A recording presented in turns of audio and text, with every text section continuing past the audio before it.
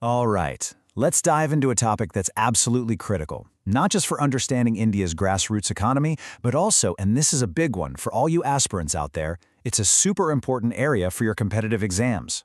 We're talking about the state of Indian microfinance. And we're going to break it all down using the latest SaaDhan Bharat Microfinance report for 2025. So let's get right to it.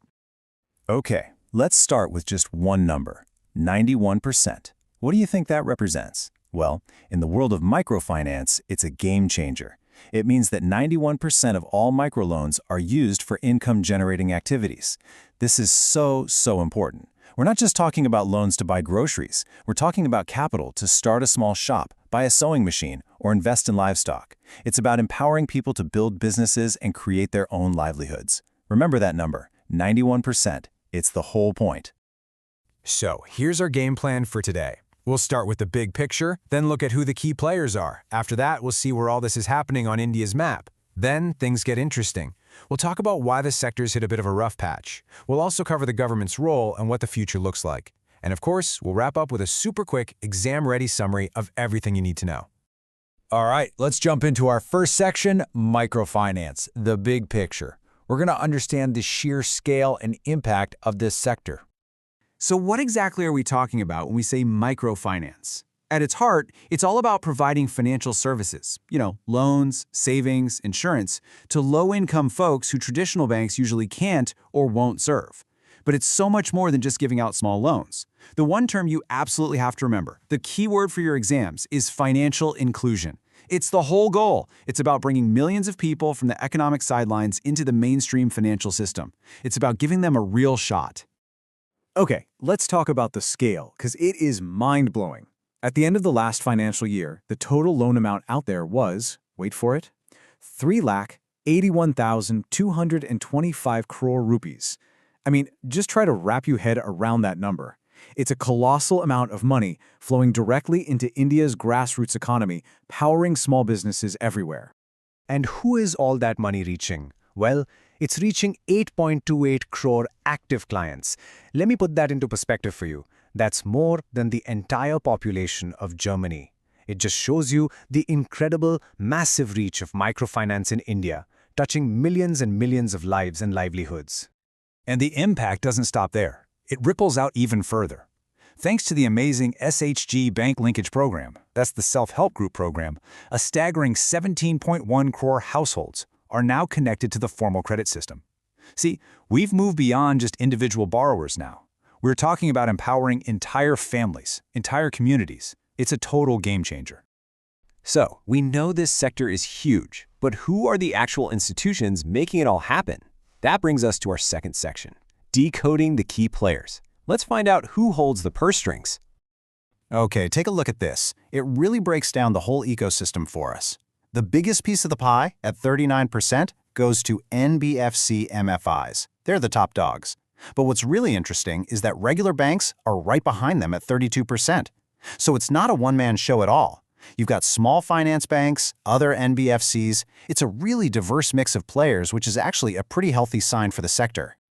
Now, for all you exam aspirants, this is an acronym you have got to know cold, NBFC MFI. It stands for Non-Banking Financial Company Microfinance Institution. Think of them as the specialists. While the regular bank does a million different things, these guys focus on one thing and one thing only, microfinance. And as we just saw, that focus makes them the biggest players in the game. Next up, Section 3, India's microfinance map. Geography is a favorite topic in exams, so let's pinpoint where all this activity is concentrated.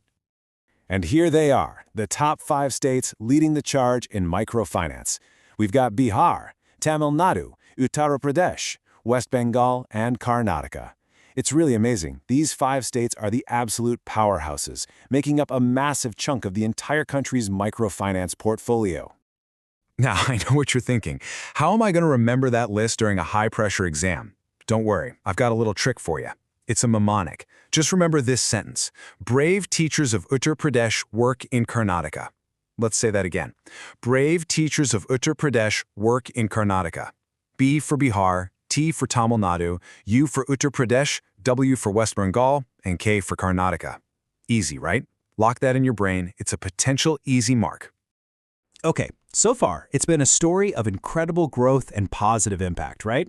Well, this is where the plot thickens. We're moving into Section 4, a sector under stress, because believe it or not, the latest data shows some unexpected and pretty serious storm clouds on the horizon.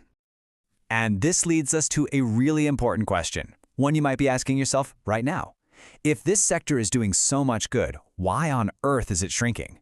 It doesn't quite add up, does it? Let's dig in and find out what's really going on.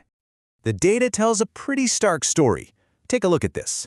The client base fell by 13%, and the total loan portfolio?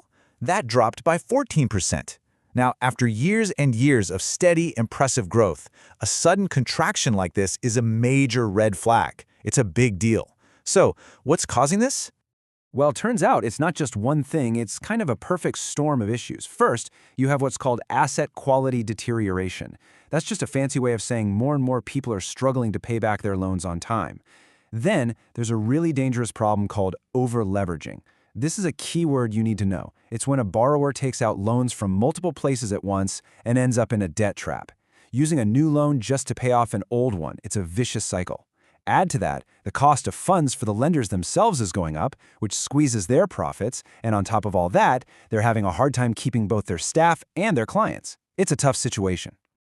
And this leads us to another critical term for your exams, portfolio at risk, or just PAR. This is the specific metric that tracks those overdue loans we just talked about. PAR tells you what percentage of the total loan book is late on payments. Honestly, the best way to think about it is like a health report for the lender. It's their fever chart. And right now, that chart is showing that the fever is rising, which means more financial stress and more risk in the system. But okay, it's not all bad news. This sector isn't just sitting back and watching this happen, which brings us to our next section, government and future outlook. Let's look at what's being done to get things back on track. So, what's the recovery plan? Well, thankfully, it's a team effort. You've got these huge foundational government schemes like the SHG Bank Linkage Program and the Mudra Yojana, which are still the backbone of the system. But what's really important is that the industry itself is stepping up. They're creating their own guardrails, new rules to stop that over-leveraging problem in its tracks. And behind it all, you have big institutions like NABARD providing a crucial financial safety net for the microfinance companies. So everyone is working together. Okay, we have covered a ton of information. So now, for our final section, let's boil it all down to the absolute essentials. This is your exam-ready, quick revision guide. Everything you need right here. Okay, get your notes ready or just screenshot this slide. Here are the absolute key takeaways. Number 1, the main purpose of these loans? Income generation. Remember that huge 91% figure? 2, the market size is massive, 3.81 lakh crore in outstanding loans. 3, it reaches 8.28 crore people. 4, the top players are the specialists, the NBFC MFIs with 39% of the market. 5, the top states, remember our mnemonic? Bihar, Tamil Nadu, UP, West Bengal, Karnataka. 6, the big challenge right now is that negative growth, about minus 14% caused by rising PAR, that's portfolio at risk, and over-leveraging. And finally, 7, government support through schemes like the SHG Bank Linkage and Mudra is absolutely vital.